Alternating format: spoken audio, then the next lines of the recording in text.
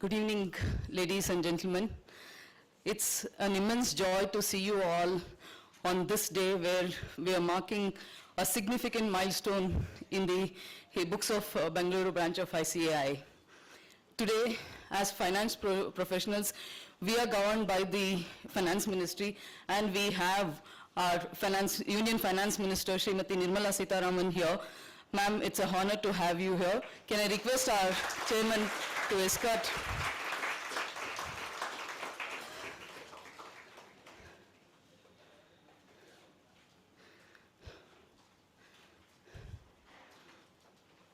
Welcome to you, ma'am.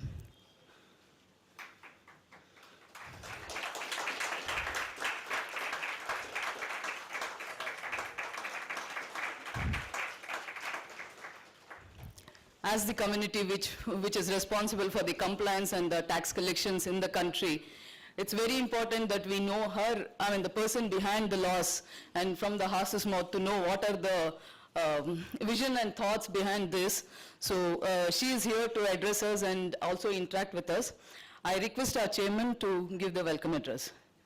Yeah, sorry. So can I request our Central Council member Kota Srinivas and SRC chairperson Geeta AB to be on the S.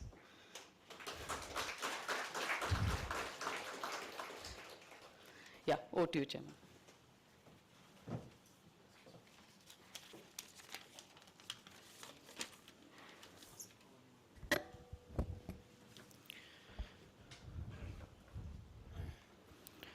Respected dignitaries on the dais, our very special guest, Srimati Nirmala Sitharaman Madam, the Honorable Finance Minister of India, our past presidents, past chairmen of the Bangalore branch and past chairmen of Southern India Regional Council, distinguished guests and our valued members. It's both an honor and privilege to stand before you today at this momentous occasion, an interactive meet that marks not only the exchange of ideas, but also the reinforcement of our commitment towards excellence in the field of accounting and finance. Today, we are profoundly grateful to welcome our very special guest, Srimati Nirmala Sitharaman Madam, the Honorable Finance Minister. Madam Minister, your presence today is a testament to your unwavering dedication to engaging with professionals and stakeholders in financial sector, particularly in steering our nation's economy through the challenges and towards the sustainable growth. Bengaluru, our city, not only just enjoys the reputation of being India's Silicon Valley and a vibrant startup hub, but also plays a pivotal role in sculpting the economic and technological advancements of our country. It is this spirit of dynamism and innovation that signifies the significance of a profession, chartered accountancy, positioning us as an indispensable connectors between stringent policy frameworks and need of economic growth. As we unfold today's evening dialogue, it's crucial to highlight Bengaluru's remarkable contribution to the nation's GST and tax collection, a testament to the relentless dedication of our professionals.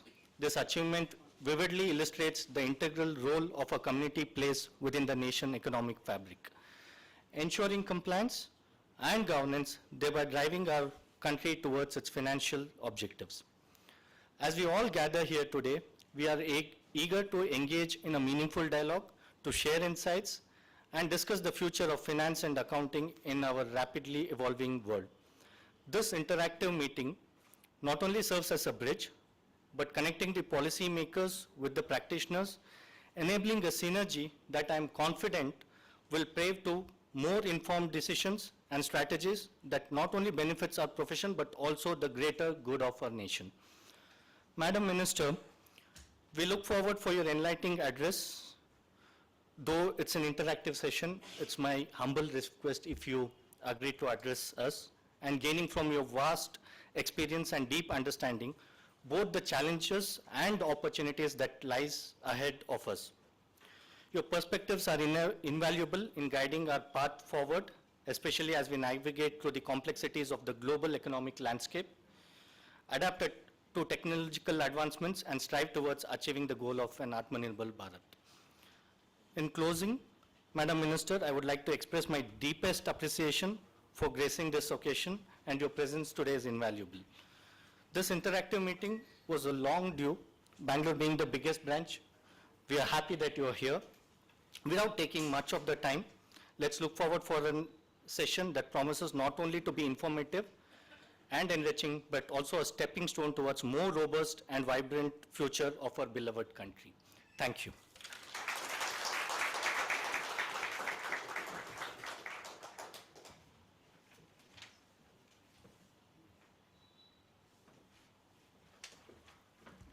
Yeah, like any beginning has to be an auspicious beginning, so we have the lighting of the lamp. Ma'am, can I request you to come to the dais, please?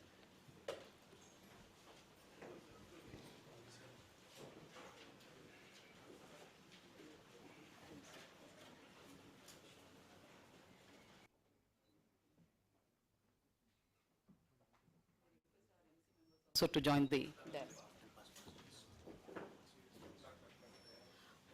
Past President C.A.K. Raghu and B.P. Rao, sir, can I request you to come on stage, please?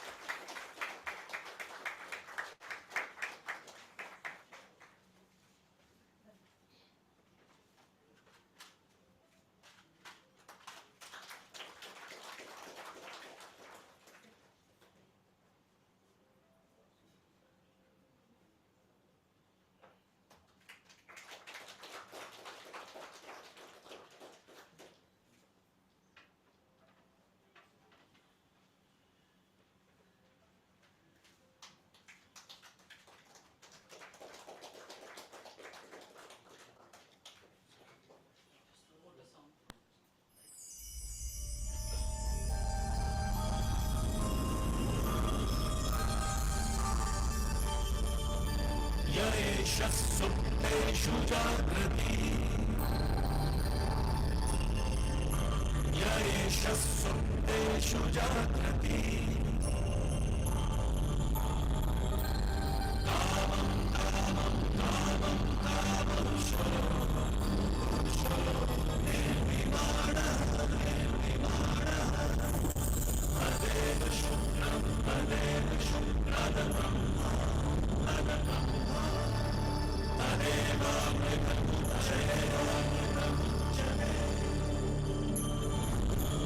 तस्मिन् लोकः अस्मिन् लोकः सर्वे तदूना सर्वे कश्चन कश्चन एतद्वैता एतद्वैता एतद्वैता एतद्वैता एतद्वैता एतद्वैता.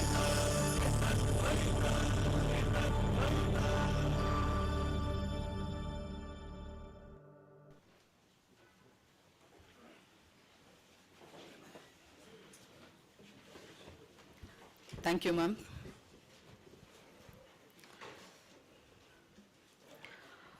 Now I request our Central Council member, C.A. Kota Srinivas, to do a brief introduction and also give an overview.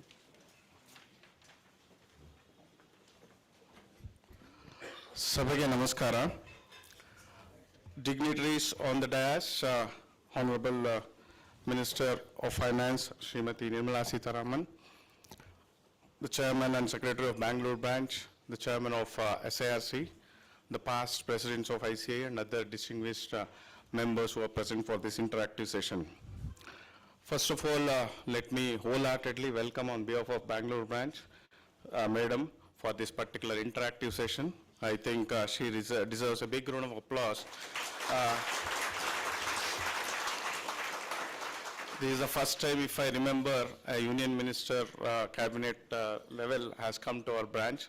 Madam, as the Chairman was telling in discussion, this is the largest branch in the country. ICA has got its head office in Delhi and 5 regional councils, almost 178 branches across India. Bangalore is the largest branch with more than 20,000 chartered accountants. In fact, Madam, previously we touched the active membership of 4 lakh chartered accountants. We have 4 lakh chartered accountants and more than 8.5 lakh students. Together we should say we are the largest accounting body in the world. So we should be happy that under your ministry we are working like this. As Madam said, there should not be bigger introduction, only one-line introduction. I've just made 2 words introduction. Madam's name is Nirmala Sitharaman. NS means to give introduction in NS. I should say she is Nari Shakti.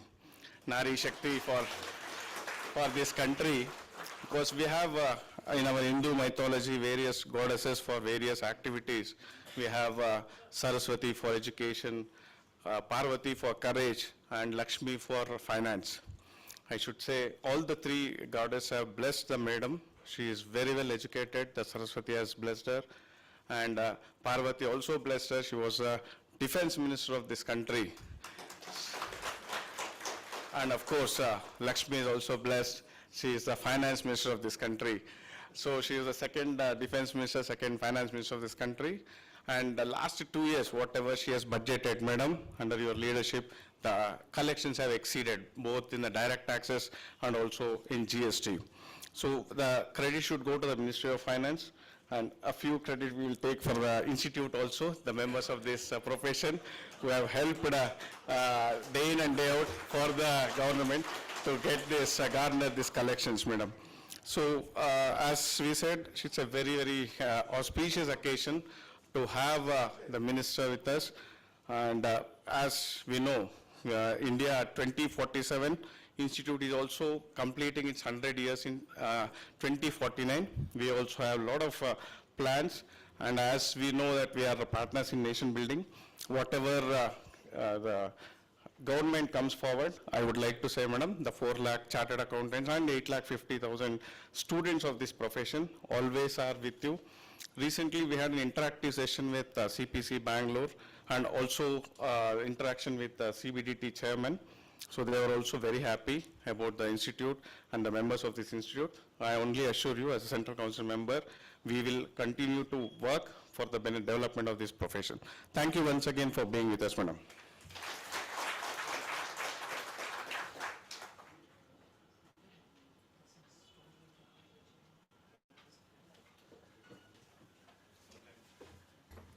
Thank you, sir.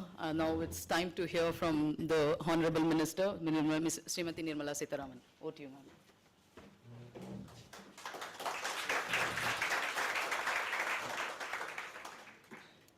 Good evening to all of you.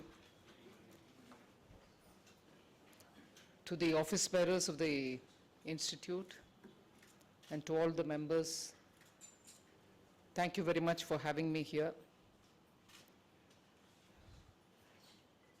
If your president right? Chairman, doesn't mistake me, I'd like to certainly put this forward. Initially, I think the organizers wanted me just for an interaction with you. He's had a change of mind. He says, come address my people. So I address you. No, you don't have to apologize. I'm just saying, for good or bad, he wants me to address you.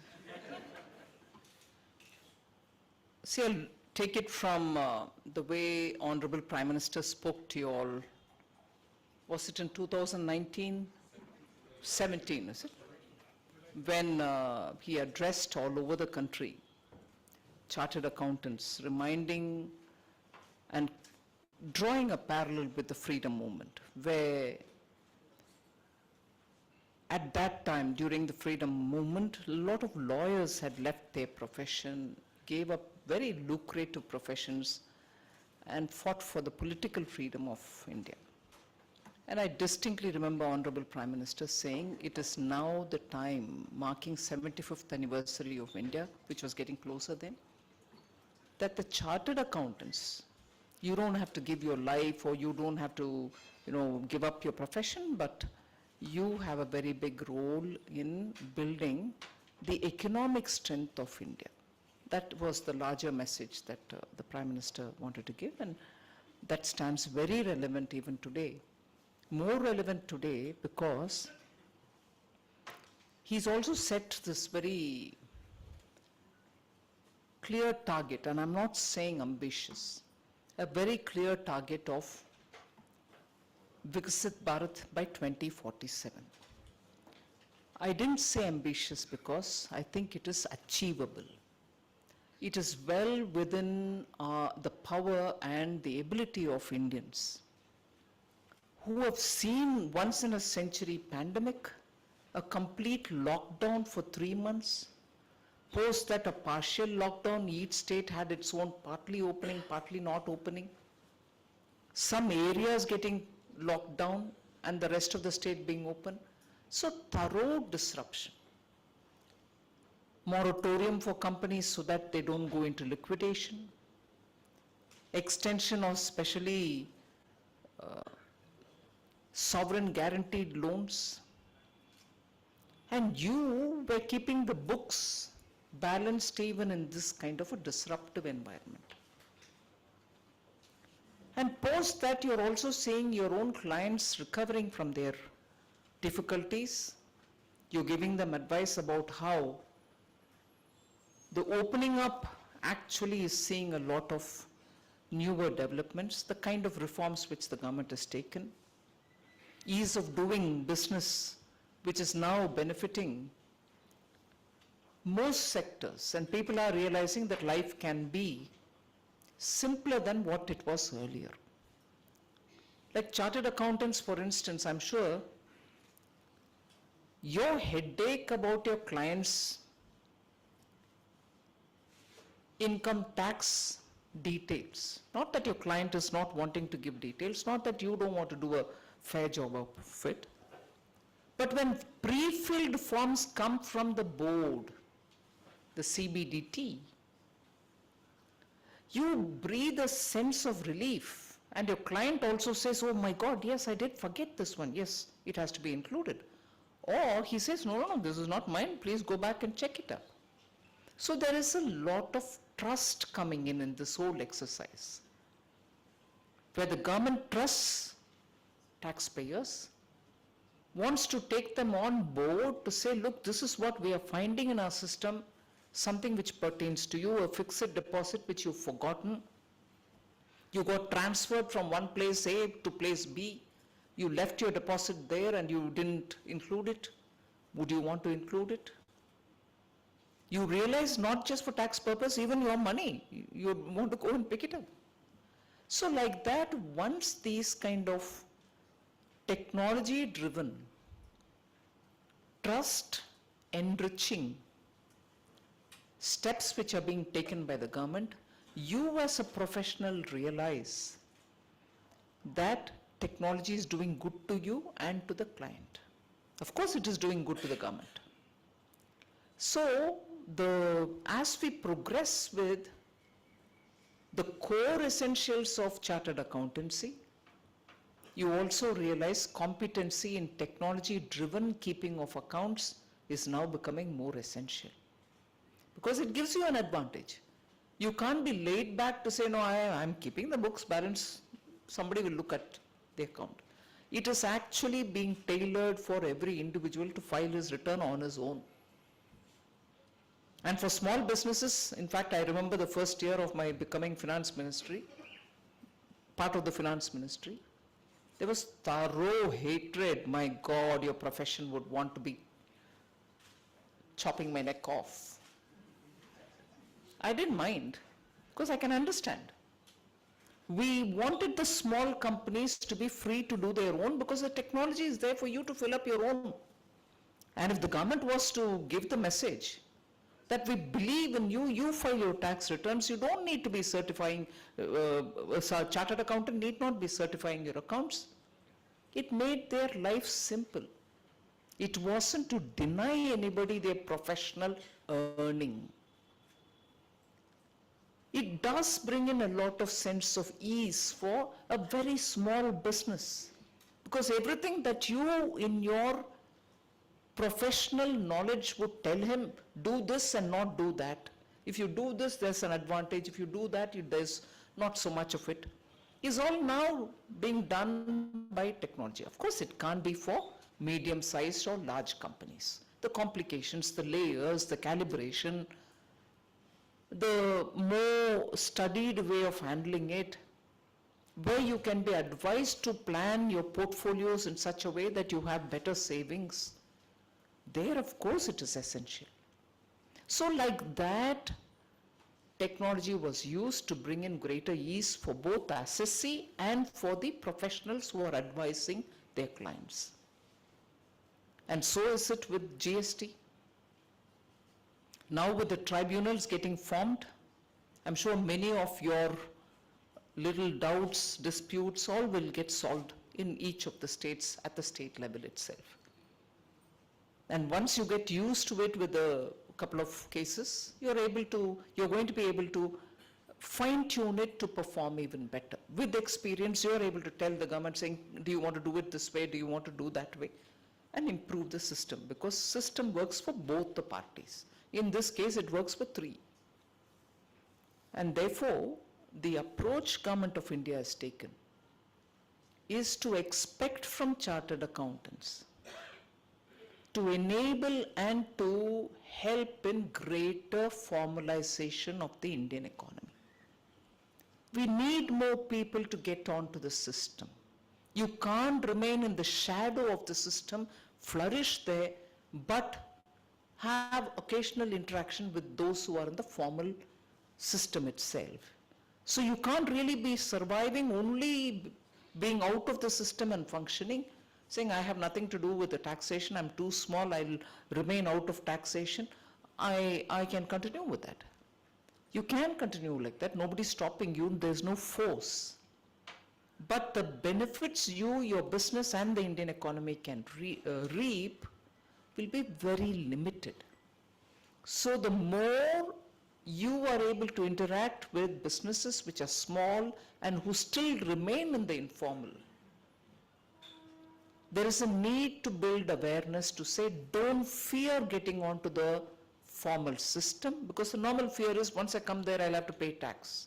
It's not just for paying tax. You may end up not paying tax at all, even after coming onto the formal. You're coming on because you can reap the benefit of this open big world into which a lot of people are coming on board. Look what the digital payments have done. People didn't fear, if I get in there, I may end up paying tax. No. Why? Because they knew the transaction ease, the speed, and the access to newer markets are all doing good for his business. Why is that not happening, let us say, among small businesses?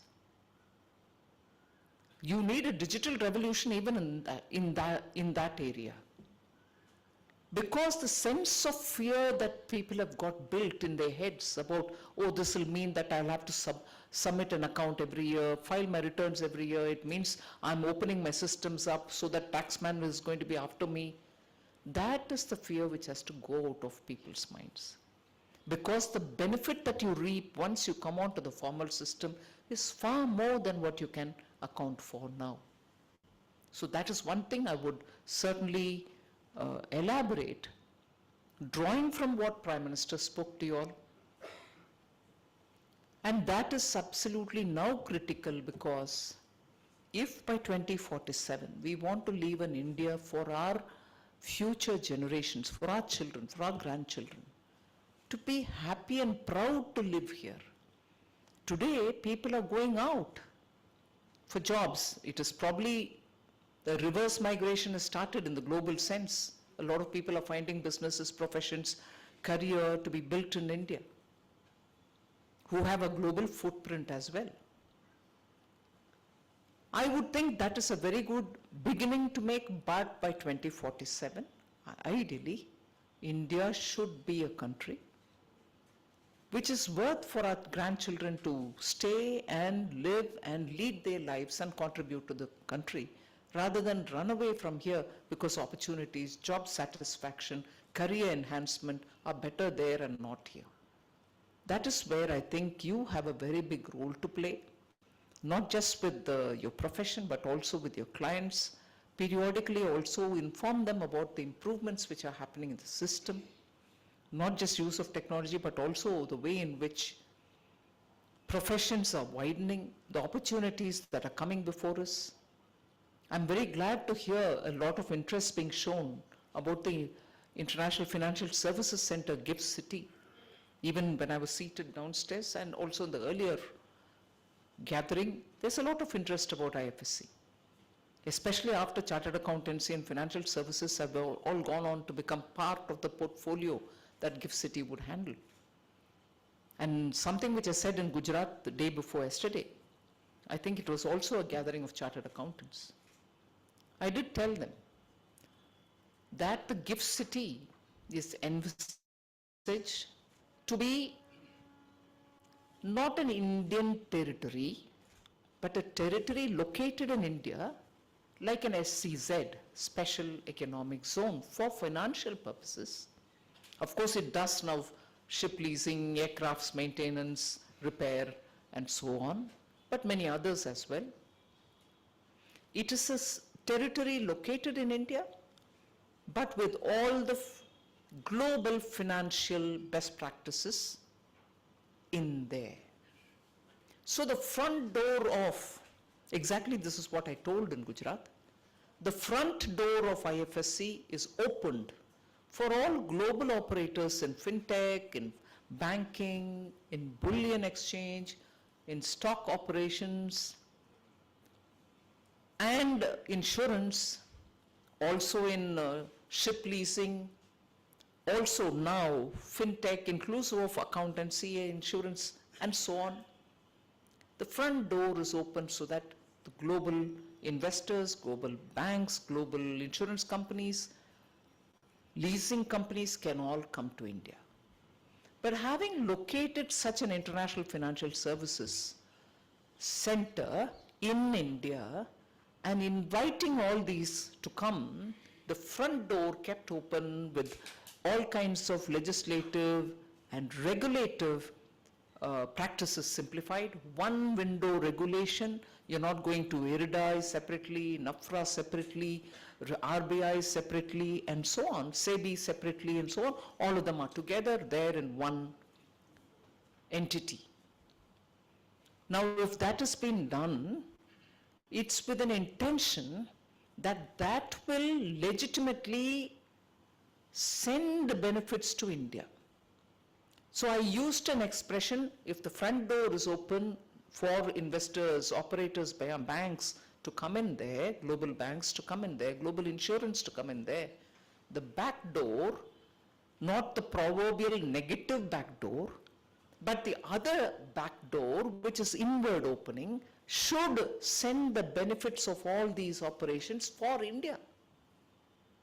So it's not as if it's a door through which Indian businesses go outside. It's not a door through which Indian professionals go outside. It is a global financial hub which will draw the global best of institutions there so that India also can benefit from it. Those best practices should give the necessary collateral benefit for us. So as an opening statement, I leave it there.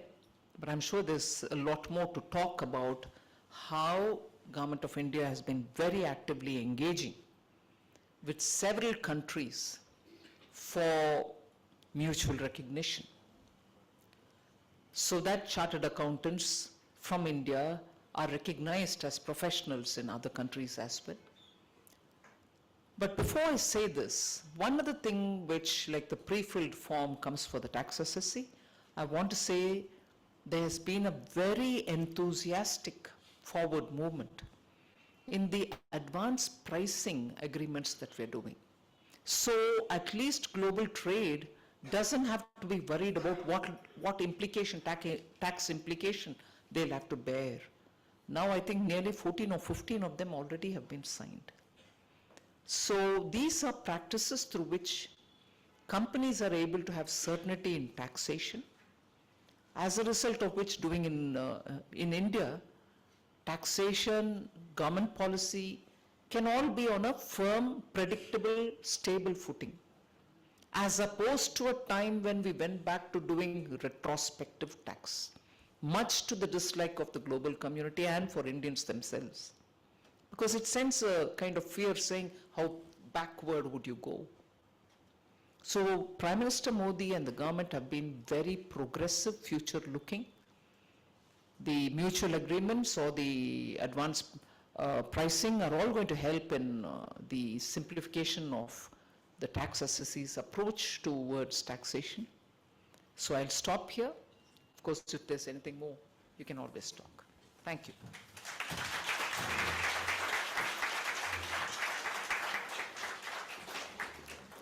Thank you, ma'am. While it was not in the agenda, you paid attention to our heed and addressed us. Thank you so much. Yeah, it's now time for the interactive session where members can ask the questions. Ma'am, before I open the floor for the questions, I had a question on, general question to you, saying while India has performed and all the statistics say that Indian economy has grown over the last decade, but still economists from India only claim that India has not performed in the last 10 years and poorer become poorer. What is your response to that?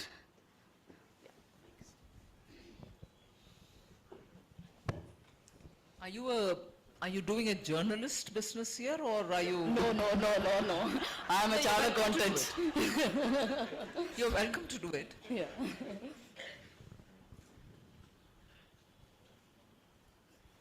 See, poverty, you particularly spoke about in, did you use the word poverty? You didn't. Poor.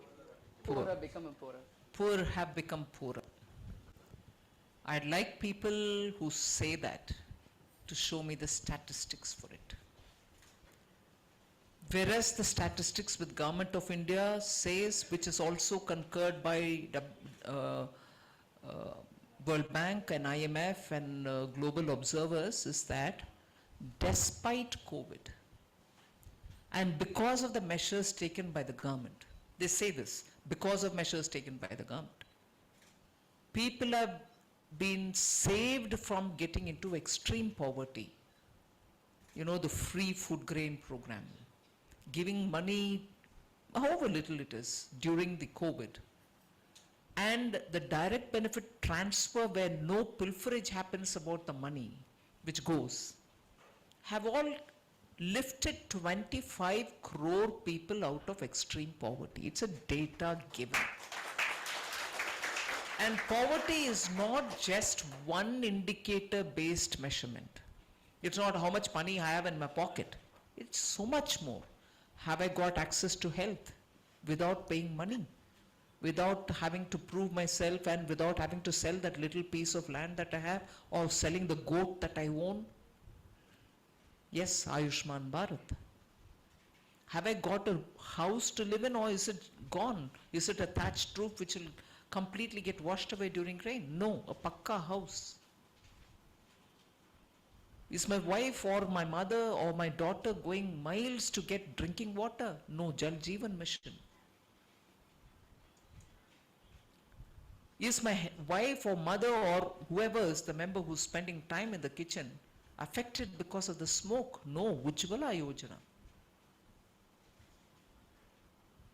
So, if there are monies to be reaching you, whether it is Kisan, Samman Nidhi or pension, it reaches your account directly because you have a bank account. Now, those were zero balance accounts. Now when monies go, I can't speak for A, B, C like that, but for all those who have PM Jan Dhan account, today their total balance in their account has crossed 2,30,000 crores. 2,30,000 crores. Balance in PM Jan Dhan accounts. What does that say? The poor are getting regular money coming little by little into their accounts. They're spending but keeping also some money in their own account. Are these not indicators? And similarly, the poor in India have never had any kind of financial assistance given to them for their businesses. A small tea shop owner, a small vegetable seller, a small, street corner flower seller, are all today benefiting from PM Swanidhi. Otherwise, did you think banks will entertain them going inside and saying, Sab, 5,000 I want loan? They're all dependent on middlemen. I've lived in a very small town, and I very clearly noticed, because I used to go, I love going to the vegetable market, buying it and coming. I've heard some of the vegetable fellows tell us that every morning he'll go to the middleman, say, today I want to buy my stock for my shop, I need 1,000 rupees. Even as he gives him the money, he will only give 900 rupees, 912, 920, something like that. But when he goes back in the evening after finishing his business, he'll have to pay back 1,000 rupees. That is the kind of usurious interest these people took. Well, no one could do anything because at least they were available for them. Today, these small businesses get it from the bank. And the bank and such small traders, street vendors have developed a good relationship. And I'm happy to say most of these accounts are being serviced very well. So that which person who was ready for 10,000 today is going higher and says, okay, now he's eligible to get 20,000, the bank is convinced he's genuine. Sooner he gets out of Swanidhi and gets the Mudra loan for himself. So there is progression in terms of small businesses getting some loans to continue with their business. Are these not ways in which you empower a person to get out of poverty? Or is it by saying, every year I'll throw 1 lakh into his account, finish? 1 lakh will reach his account. But what happens to his health? What happens to the little credit he needs? What happens to the gas? His wife and children, everybody will be going miles to get water and maybe walking through hot sun. Are we bothered about them having a house? So, the perspective on poverty. I mean, there was a time when I thought Garibi Hatao is a magic word. Even today we hear the grandson of Mrs. Indira Gandhi telling us, yes, I have a magic wand. Why didn't Mrs. Gandhi get that magic wand? Poverty can be removed like that. But it takes a lot of effort. And that is why I think India, people who talk on poverty should go see it for themselves. Should hear people who have lived in poverty as to how it is little by little bringing them out of it. And rather not sit in rooms from where they said 5% growth is only unimaginable, let's see you'll reach there. Today we are on 8%. 8% growth. The last quarter's growth is still pending. I'm not the finance minister's going, I know media is sitting here. The finance minister said 24 growth is already 8%. The last quarter's growth numbers will have to still come. But it was 8 first quarter, 8 second quarter, 8.4 the third quarter. So it'll average to that kind of a. So people who gave us advice to print money and give money in the hands of people during COVID, and people who said only then Nyaya will be done, and people who told us 5% itself is unimaginable for India. Answers are being given by the people of India. Thank you, ma'am. Now we open the floor for the questions. Members, one request, keeping the time and effective utilization of her time, valuable time, we request you to ask the macro policy level questions. Don't get into the granular questions. That's a request. Yeah. Now, I may request Padam Chand sir to ask his question right now. Madam, privilege hearing you. And I'm picking up certain points from your speech concern, talking about technology, talking about digital transformation, talking about GIFT City, talking about APAs. And I'm therefore imagining India's position in the global scenario, where we are having a lot of attention being paid to the BEPS action plan, base erosion profit shifting. There is an action plan 1, action plan 2. India is also an active participant in that. The question for us is that the world is unified in terms of identifying the problems, but running helter-skelter in terms of the actual addressal of the problems concerned. We have the equalization levy here, we have the digital services tax elsewhere. So there is some sort of a disharmony in terms of the solutions. Now, it's bound that we are going to have some problems in terms of resolving this disputes concern. But India is steadfastly saying, I'm not going to be a part of the arbitration that the international community is agreeing upon. So your thoughts on that, one. Two, India is bound to be the place where it's going to support the whole world because the technology and the Indian next population are going to be the supporters of the world concern. So when we therefore are looking and participating in the international trade barrier discussion, should we necessarily keep in mind India's strength in terms of saying that hey, India is going to be the service provider to the whole world at large. And therefore, when you are drafting policies, should be having this aspect in mind. Third would be the aspect of the equalization levy that's coming in, possibly not gelling well with the action plan 1 and action plan 2 today. Where are we looking forward to this levy continuing in the next future? Well, your second question is, of course, we keep the strengths of India in mind when negotiations happen for agreement, trade agreement, services agreement with any country. So those discussions have been going on with UK, with Canada. We completed one with UAE, we completed one with Australia earlier. So yes, we do keep in mind, and we want India with its professional excellence and the soft skills that Indians have, we want that benefit to accrue to us. On the two-pillar solutions,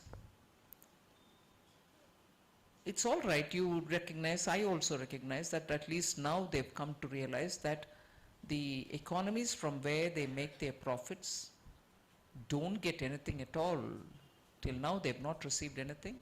India, like country, did their own version of bringing an equalization levy. But before the two pillars are agreed upon, any attempt to remove this would deny India its sovereign right. But equally, we'll have to see how the pillar 1 solutions are getting arrived at. Pillar 2 solutions are also now, in many countries, there are discussions, some are not really comfortable with the kind of solution which is emerging. So that's some work to go on. 22 November it seemed, October it seemed like we could move faster. But I think the priorities of countries and the way in which they are looking at it is making the process consume a lot more time to resolve. So that is the answer to your second question. What was your first? Arbitration. India is not agreeing for arbitration as a method of resolving disputes interstate. No, we want our domestic laws to be given priority. Wherever there is a dispute, first of all, at least 2 years you try. If you don't get a resolution here through India's commercial courts, we are setting up commercial courts. So I would ideally think, and the government's feeling is that our own domestic courts should give their verdict on it. And beyond that, if there's a need, global. But right away taking Indian issues, commercial disputes, to an arbitration without even trying our own laws, our own courts, is unacceptable.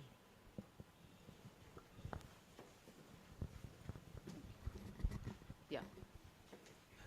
Madam, it's an honor to address you, and I appreciate you mentioning about relying on taxpayers' voluntary compliance, and I'm speaking in the context of GST. If we peruse the tariff, the GST tariff, we'll find that sectors where there is relatively slower adaptation to technology and relatively lesser documentation of their transactions, tariffs have been lower without the benefit of tax credits. But other businesses where audit is more readily possible, tariffs are higher and cascading is eliminated. So as a result, what happens is these sectors which are still to pick up the pace as far as their own compliance are concerned will see the effect of cascading of taxes. Is it possible for GST tariff to have options as far as allowing slower adapters to get the benefit of simpler compliances, and those who are able to adapt to technology better and faster relative to their peers to have the option of paying the higher tariff and enjoy tax credits which will eliminate cascading of taxes and help them become more profitable. Your thoughts on that? Well, the council will have to discuss it. It may not be just my thoughts. But equally, as you say, it sounds attractive, but how does one implement it? When you give an option that somebody who's tax savvy can get into it, the others can stay out of it, won't there be a arbitrage? So do companies have to choose from this or that? And in choosing, will the authorities be clear on who's choosing for what reason? One. Second, even this lower rate, less compliance burden, but no tax credit is not decided by the council. The industry sectors themselves come and say, no, we don't want credit, please don't put us on it.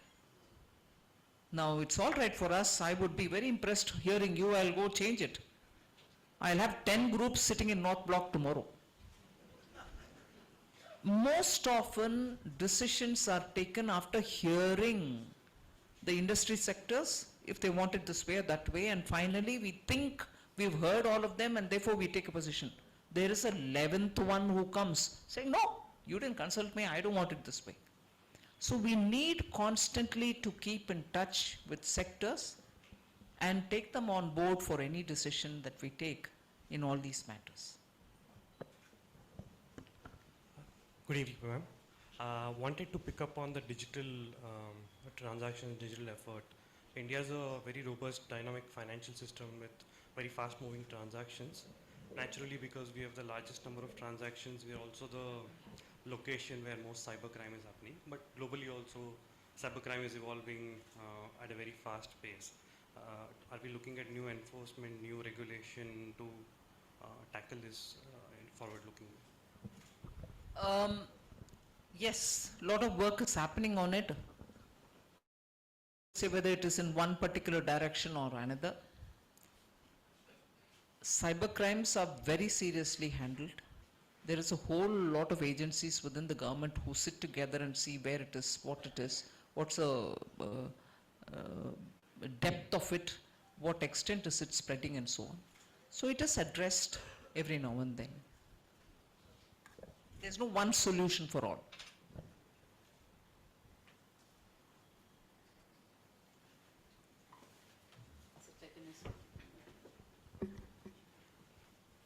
Respected Madam,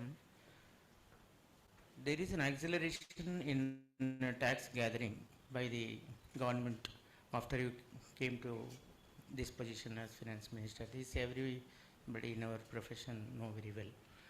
In fact, our professional fraternity will compliment you for that. But now, since there is a kind of business and the accounting, these are two interrelated aspects of business.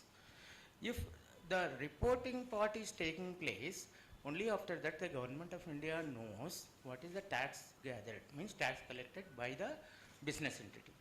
Why can't it be made the other way, that each and every moment there is a transaction taking place at the counter of the business, at least for bigger businesses. So this is automatically getting connected to some kind of a master system to the nation, where the government knows by itself, because technology driven, technology is most advanced in India, and there are people who can work on that. Even our profession is always ready to do that. So if that is done, I am sure that at least 50% of the taxes, more than 50% of what the government is now gathering the taxes, this will be definitely assured. This could be possible, a thought can be given.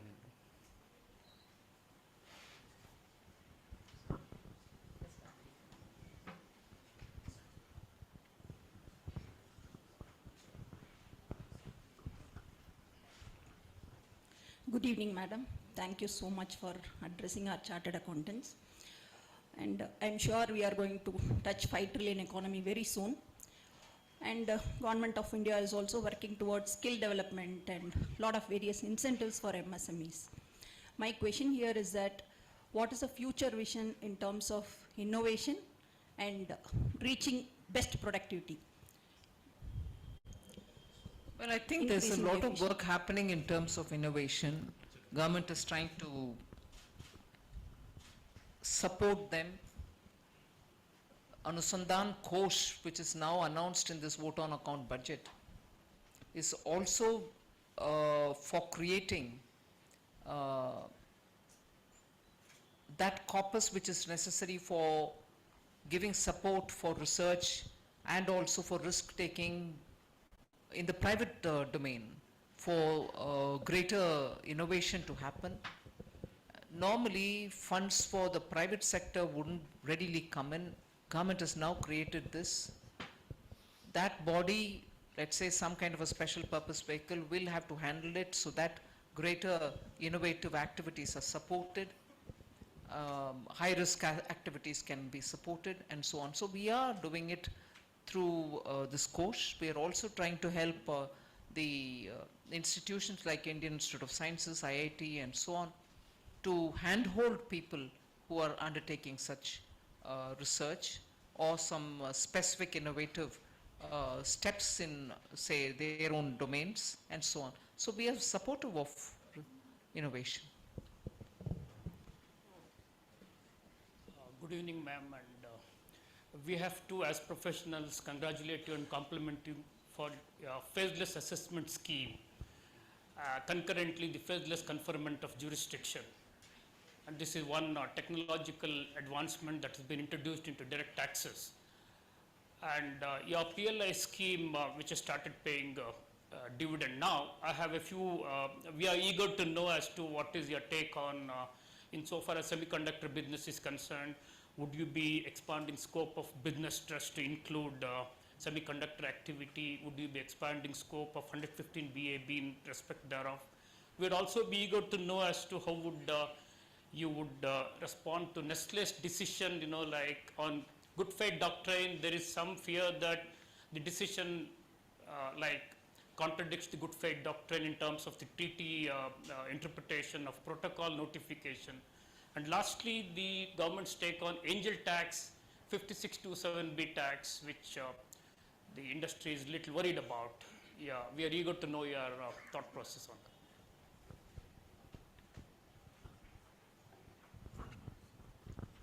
that. The angel tax matter is something on which we've spoken a lot. It's not the intent of the government to go taxing startups or anything. And that clause was not incidentally brought by us. It's been there since. It was brought in with an intent, and we see an element of that being relevant even today. And as a fallout of it also, the way in which shell companies were identified, and a lot of measures were taken to remove shell companies by MCA. So angel tax is a convenient point on which discussions can happen anywhere, as though it is only aimed at one particular aspect of business or one particular section of business, startups for instance. No. The understanding of what comes under angel tax is something which I have had quite a few discussions with people, and there is no way in which you can otherwise handle shell company problems. And I have in fact specifically asked, saying, tell me what is that one particular thing connected to angel tax which you want us to do. I've never had one answer. Again, like many things, several answers. Simple one of which accuse me for reductionist approach, making it sound very simple. Everything that happens in Singapore should happen here today. I'm simplifying the whole thing. I may be wrong. But it cannot be that we aspire to become like Germany or Singapore or some other country where other framework of law exists, and also this would be part of it. So in India, I think what is important is to see how gradually a lot of loosening up is happening. If there is a hurtful content in terms of what comes under the broad category of angel tax is brought to my notice. I'm quite happy to handle it. It's not our intent to make it stifling for startups, but yet it has to fall within some framework. So I will invite you also to give me that which is specifically pinching. I'll address it. The spectral problem is being brought under one name, angel tax. This also, that also, that also, that also. Can't be that. Yeah, sorry. Well, that was it may not be government's take. It is a question of what is it which businesses declare. And from the point of view of health, today our expectations, so are many countries, almost most countries, expectation that things which have to be avoided will have to be said, that be cautious, this has this much. So there is a ethical expectation from business to disclose. Was it adequately disclosed or not is the question about Nestle now. Yes, go on. This is not in Nestle's health issue. This is Nestle's decision. The Supreme Court. Oh, okay. Yes, yes. I understand. I was addressing the sugar content in food. That's right. Because that's very important that businesses declare it. Yeah, on the Supreme Court, I think it's come out very openly. There's nothing more for me to add on that decision.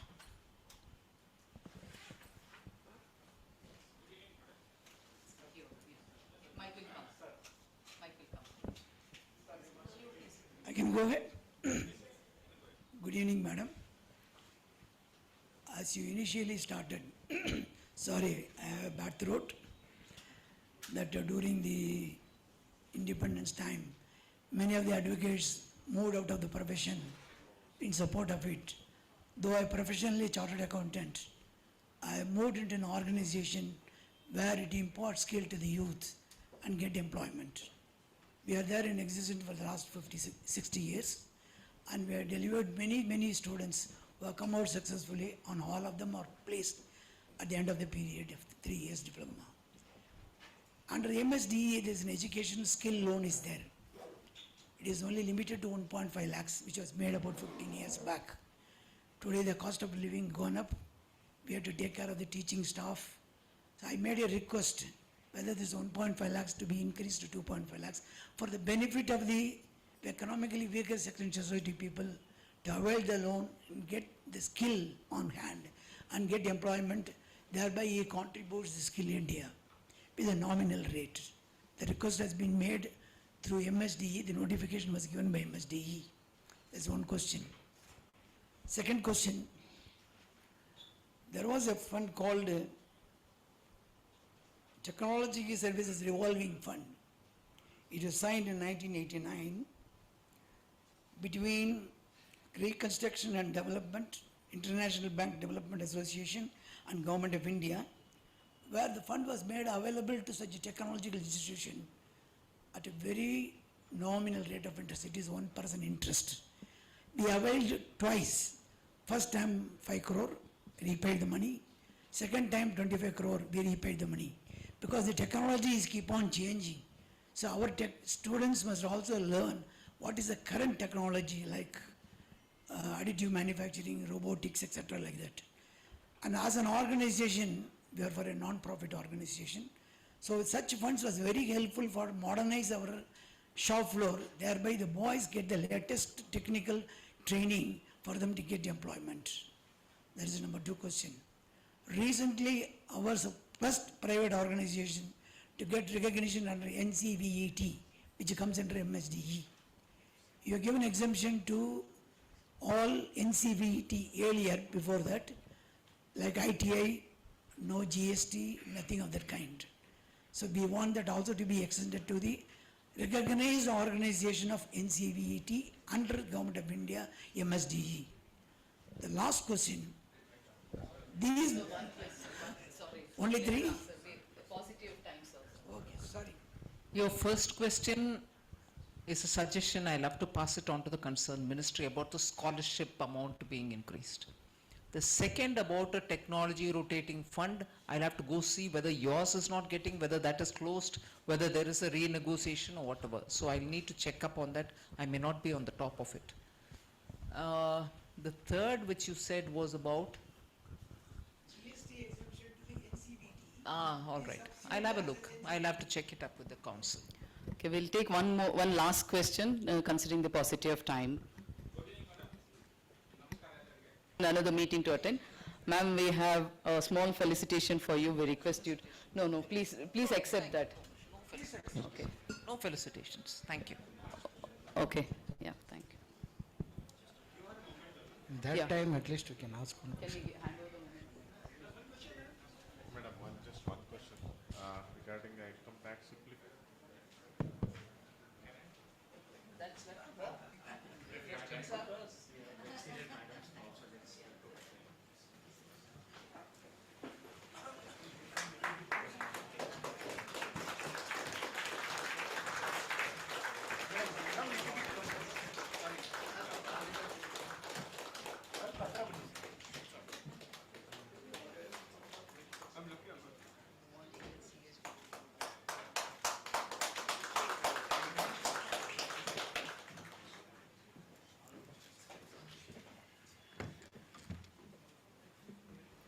Ma'am, thank you so much for gracing this occasion and addressing all of us and also giving us an enriching address. Thank you so much, ma'am. Yeah. And members, thank you for your patience and active participation. Thank you.